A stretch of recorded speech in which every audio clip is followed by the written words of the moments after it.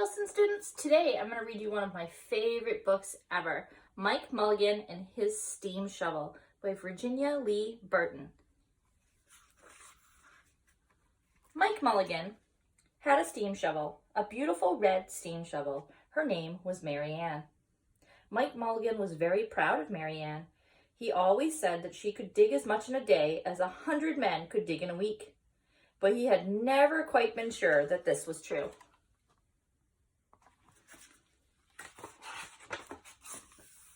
Mike Mulligan and Mary Ann had been digging together for years and years. Mike Mulligan took good care of Mary Ann, and she never grew old. It was Mike Mulligan and Mary Ann and some of the others who dug the great channels for the big boats to sail through. See, that's him digging. And now the boats can go through. It was Mike Mulligan and Mary Ann and some of the others who cut through the high mountains so the trains could go through. It was Mike Mulligan and Mary Ann and some others who lowered the hills and straightened the curves to make the long highways for the automobiles. It's the mountains and the trains, the hills and the roads. It was Mike Mulligan and Mary Ann and some others who smoothed out the ground and filled in the holes to make the landing fields for airplanes. There's Mike and Mary Ann, and there's the airplanes. It was Mike Mulligan and Mary Ann and some others who dug deep holes for the cellars of the tall skyscrapers in the big cities. When people used to stop and watch, Mike Mulligan and Mary Ann used to dig a little faster and a little better. The more people stopped, the faster and better they dug. Some days, they would keep as many as 37 trucks busy taking away all the dirt that they had dug.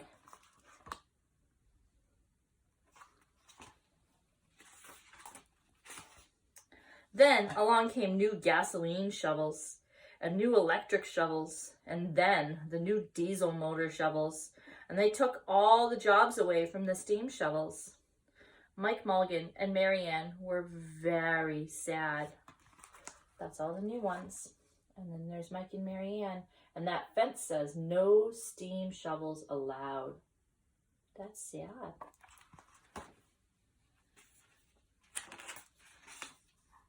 All the other steam shovels were being sold for junk or left in old gravel pits to rust and fall apart.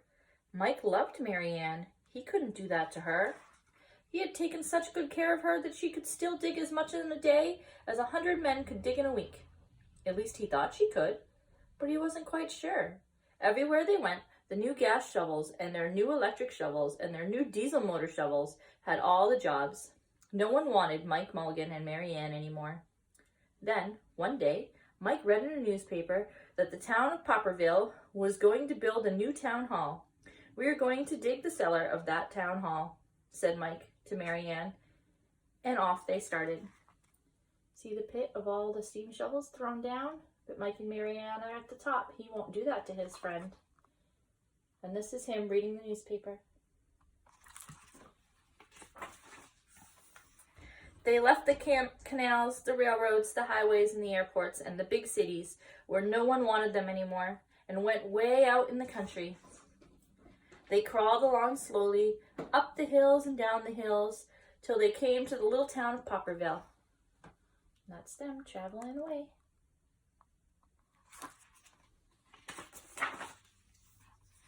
When they got there, they found that the selectmen were just deciding who should dig the cellar for the new town hall. Mike Mulligan spoke to Henry B. Swap, one of the selectmen.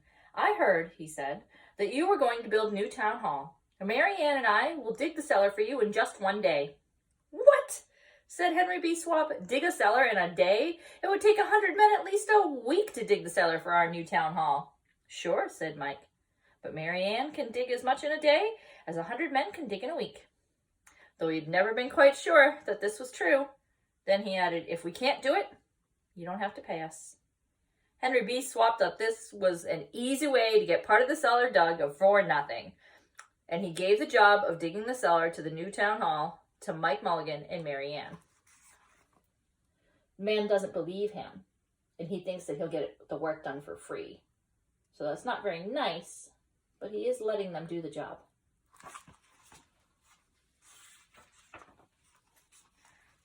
They started in the next morning, just as the sun was coming up. Soon a little boy came along. "Do you think you will finish by sundown?" he said to Mike.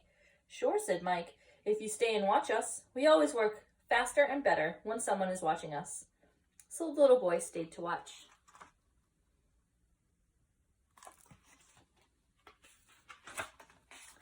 Then Miss McGillicuddy, Henry B. Swap, and the town constable came over to see what was happening, and they stayed to watch.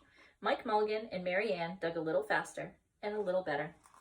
Those are the people, and there he is. And then do you see these fence posts? Those are going to be the corners, probably, of the basement he's digging.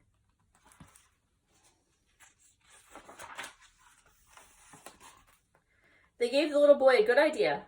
He ran off and told the postman with the morning mail, the telegraph boy on his bicycle, the milkman with his cart and horse, the doctor on his way home, the farmer and his family coming into town for the day, and they all stopped and stayed to watch. That made Mike Mulligan and Mary Ann dig a little faster and a little better. They finished the first corner neat and square, but the sun was getting higher in the sky. One corner down. How many corners left? If a house has 4 corners and they have 1 corner done, how many corners left? 3. 3 corners left. Clang, clang, clang. The fire department arrived. They had seen smoke and thought there was a fire. Then the little boy said, "Why don't you stay and watch?" So the fire department of Popperville stayed to watch Mike Mulligan and Mary Ann. When they heard the fire engine, the children in the school across the street couldn't keep their eyes on their lessons. The teacher called a long recess, and the whole school came out to watch. That made Mike Mulligan and Mary Ann dig still faster and still better. They finished the second corner neat and square, but the sun was right up in the top of the sky. So it's probably just about lunchtime, and now they have 2 corners done. If there's 4 corners and they have 2 corners done, how many corners do they have left? 2. 2 corners left. They're halfway there. Now the girl who answers the telephone called up the next towns of Bangerville and Bopperville and Knipperville and Copperville and told them what was happening in Popperville. And all the people came over to see if Mike Mulligan and his steam shovel could dig the cellar in just one day. The more people came, the faster Mike Mulligan and Mary Ann dug. They would have to hurry, though. They were only halfway through when the sun was beginning to go down. They finished the 3rd corner, neat and square. If there's 4 corners and they've dug 3 corners, how many corners do they have left? 1. They just have 1 corner left. Do you think Mike and Mary Ann are going to get it done? I'm nervous. Are you nervous? Let's see. Never had Mike Mulligan and Mary Ann had so many people to watch them. Never had they dug so fast and so well, and never had the sun seemed to go down so fast. "Hurry, Mike Mulligan, hurry, hurry," shouted the little boy. "There's not much more time." Dirt was flying everywhere, and the smoke and steam were so thick that the people could hardly see anything but listen. Bang, bang, clash, slam. Louder and louder, faster and faster. She's going as fast as she can.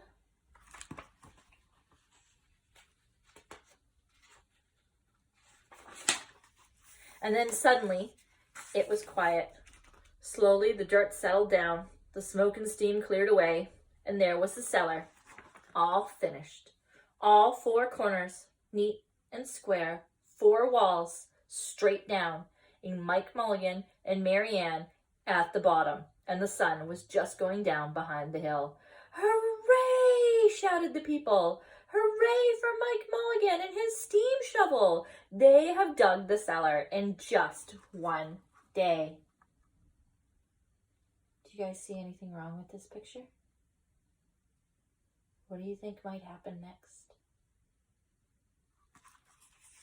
Let's see. Suddenly, the little boy said, "How are you going to get out?" "That's right," said Miss McGillicuddy to Henry B. Swap. "How is he going to get his steam shovel out?"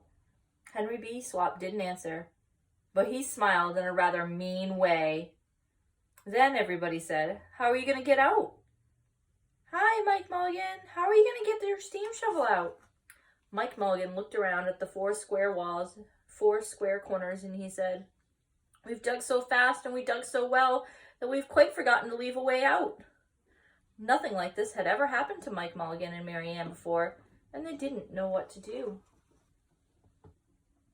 Why do you think the selectman smiled in a mean way?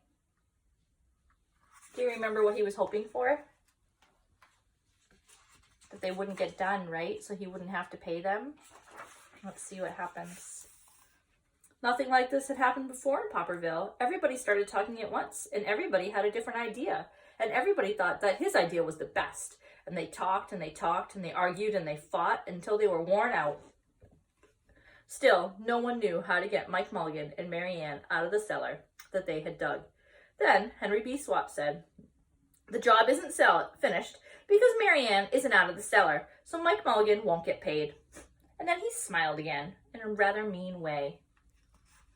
Now, the little boy, who had been keeping very quiet, had another good idea.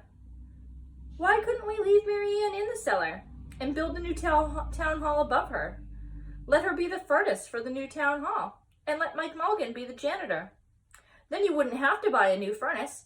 We could just pay Mike Mulligan, and we could pay Mike Mulligan for digging the cellar in just one day.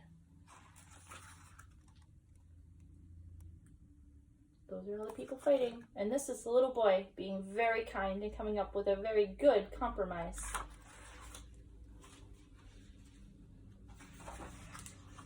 "Why not?" said Henry B. Swap, and smiled in a way that was not quite so mean.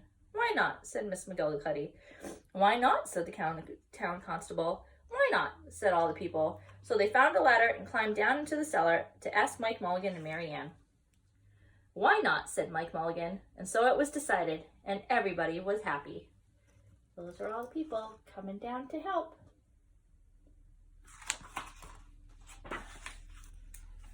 They built the new town hall right over Mike Mulligan and Mary Ann. It was finished before winter.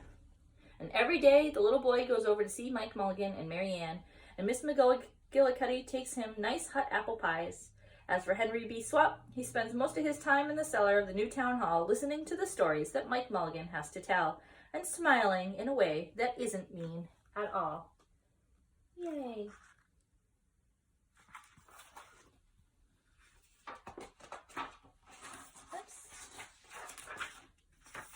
Now, when you go to Popperville, be sure to go down in the cellar of the new town hall. They'll be there, Mike Mulligan and Mary Ann, Mike in his rocking chair smoking his pipe, and Mary Ann beside him, warming up all the meetings in the new town hall. And then the back has all the cool parts of a steam shovel. This is the smokestack. This is the cab. This right here is the coal burner. The turntable, this is what lets her spin around so she can go in any direction. The caterpillars, the treads that she crawls on. Let's see, the hoisting operator is Mike Mulligan. There he is. This is called the boom. These are the teeth on the shovel that help dig. This is the dipper. This is the tongue. A dipper stick, that kind of makes sense. It's a stick holding the dipper, so it's a dipper stick. This is a trip line. It looks like a metal chain maybe. Probably helps hold it in place there. Let's see. The crowd lever, it says. The hoist lever and the swing lever. So that's probably what makes it go up, what makes it spin, what makes it dig. Oh, yep, here we go. Crowd does this. Hoist goes up and swing goes left and right. So now we even know all about steam shovels. I hope you enjoyed Mike Mulligan and his steam shovel with me. Have a great day, Wilson students. Woo!